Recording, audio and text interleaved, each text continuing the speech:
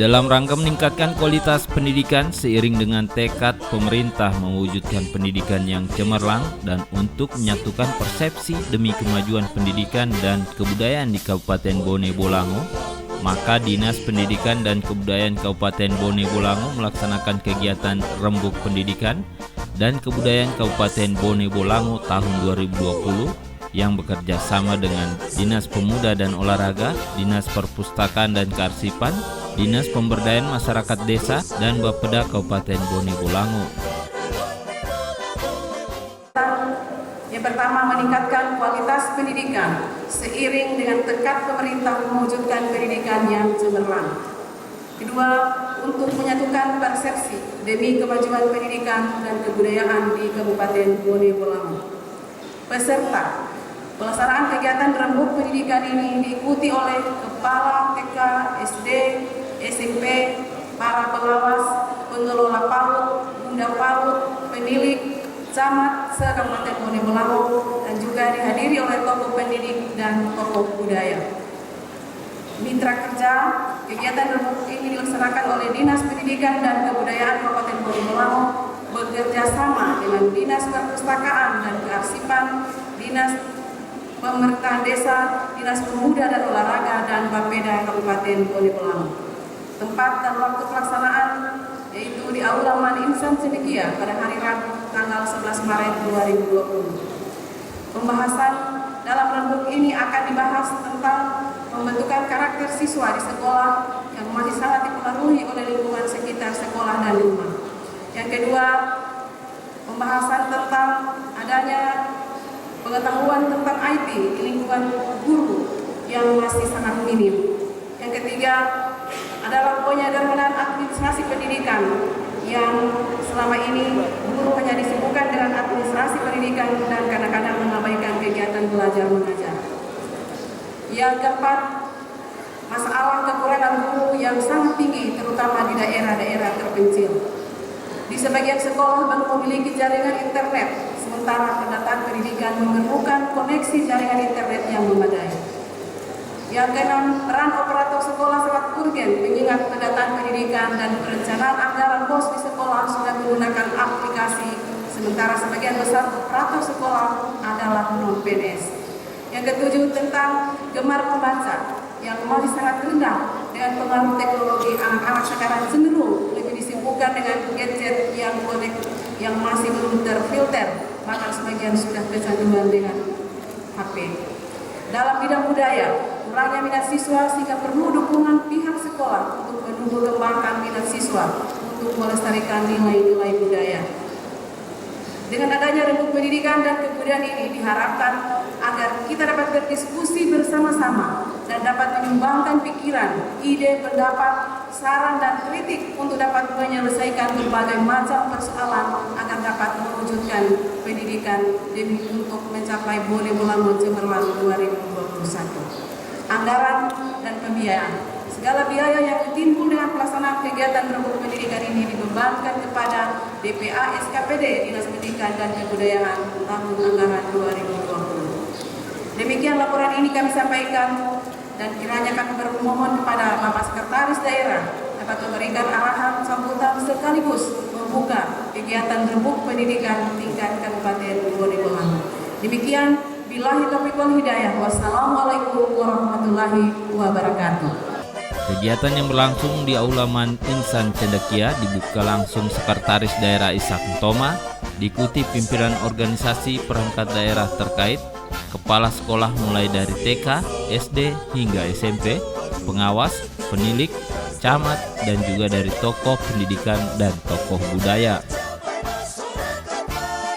Sekda Bone Bolango Ishak Ntoma dalam sambutannya berharap hasil Rembuk Pendidikan dan Kebudayaan ini bisa dijadikan acuan bekerja selama tahun 2020. Dan program-program kedepannya di dalam kegiatan Rembuk Pendidikan tingkat Kabupaten Bone Bolango.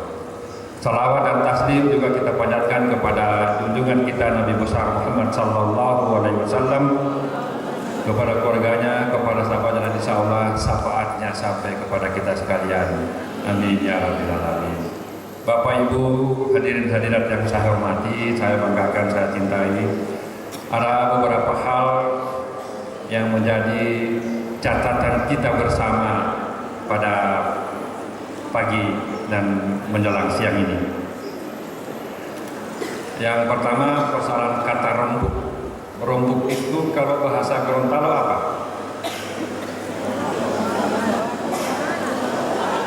Ya?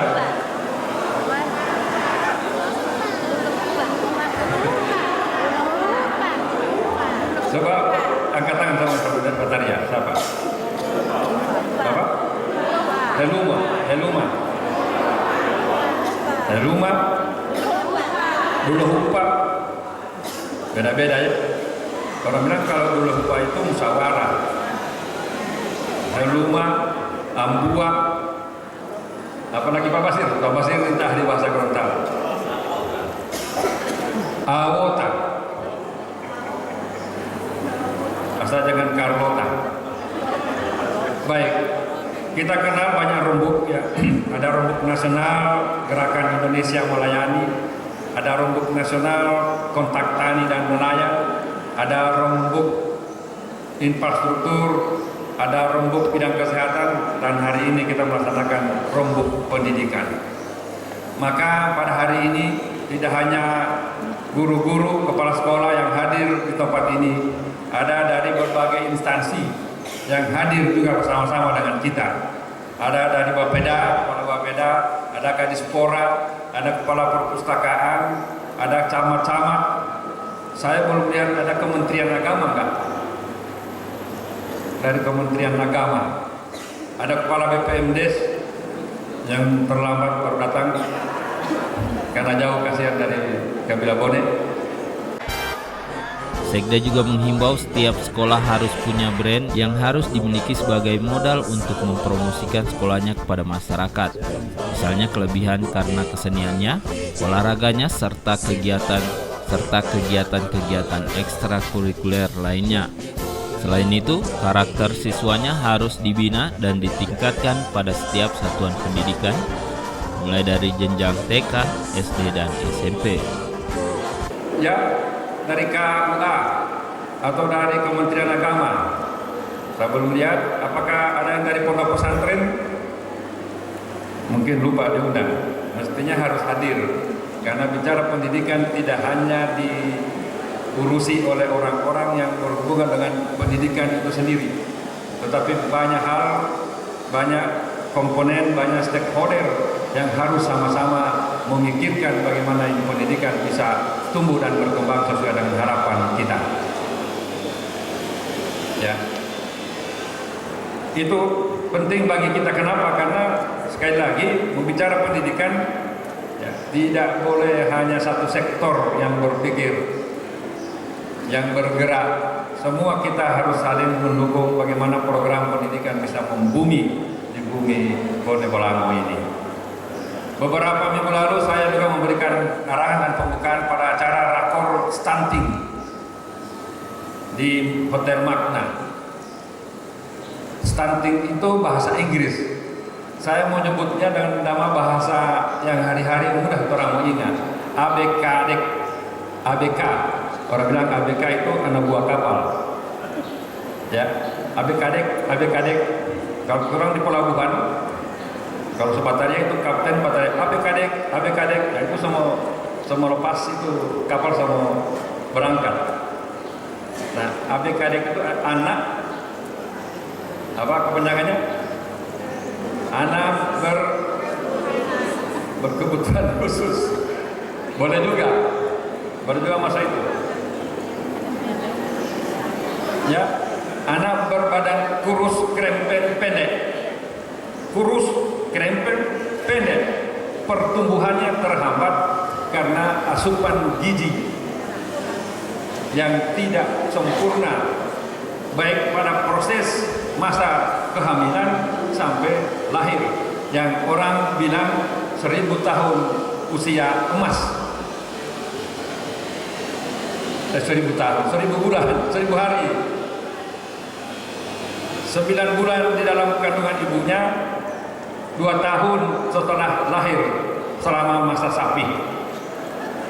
Itu kalau banyak lahir anak-anak stunting, maka pasti akan menghambat di bidang pendidikan. Karena dari situ pemulanya. Karena anak-anak yang lahir yang kurus, kering, kerempeng, pendek, terus di situ pasti pertumbuhan badannya sudah terhambat, maka pertumbuhan otaknya pun pasti terhambat. Pertumbuhan otak terhambat, pasti susah menjadi orang yang maju dan modern. Urusan siapa itu? Urusan dinas kesehatan kata? Bukan. Urusan kita semua, baik sebagai guru ataupun sebagai orang tua dan masyarakat di Bonebolango. Baru-baru lagi kita baru turun kemarin verifikasi validasi data keseluruhan masyarakat kita data dengan harapan supaya salah satu yang ingin kita dapatkan, adakah dari warga masyarakat kita yang usia sekolah tapi tidak sekolah, adakah yang sudah sekolah tapi putus sekolah. Kalau sudah dapat itu, maka kita selesai urusan ini, kita bisa bagaimana membuat program untuk pendidikan kita. Maka hari ini kita undang juga camat-camat, dan juga kepala desa, supaya karena kita kadang-kadang terjebak dengan rutinitas itu mengajari, sudah berhadapan dengan anak-anak siswa, kita lupa urusan lain. Yang penting sudah selesai, yang mengajar, kita selesai juga tanggung jawab kita. Padahal sebelum dan setelah mengajar banyak masalah yang berhadapan dengan masalah pendidikan. Cuma kita ingin segera menggugurkan kewajiban, yang penting malah patuh mengajar. Bukan kita urusan itu urusan yang lain. Jangan pusing orang pusing ke sana, pusing sendiri. Itu makanya kita hadir di sini untuk membicarakan masalah pendidikan secara totalitas, keseluruhan, terintegrasi. Tidak boleh sendiri-sendiri. Kalau sendiri-sendiri tidak akan tercapai apa yang kita harapkan. Sekda Kabupaten Bonebolango Ishak Ndoma juga mengatakan, saat ini kepala sekolah sebagai manajer dalam satuan pendidikan diharapkan untuk lebih proaktif dalam melakukan monitoring setiap hari terhadap kegiatan operator data pokok kependidikan atau Dapodik. Karena saat ini seluruh kegiatan pendidikan muaranya berada di Dapodik, mulai dari data pendidik, peserta didik, serta sarana dan prasarananya.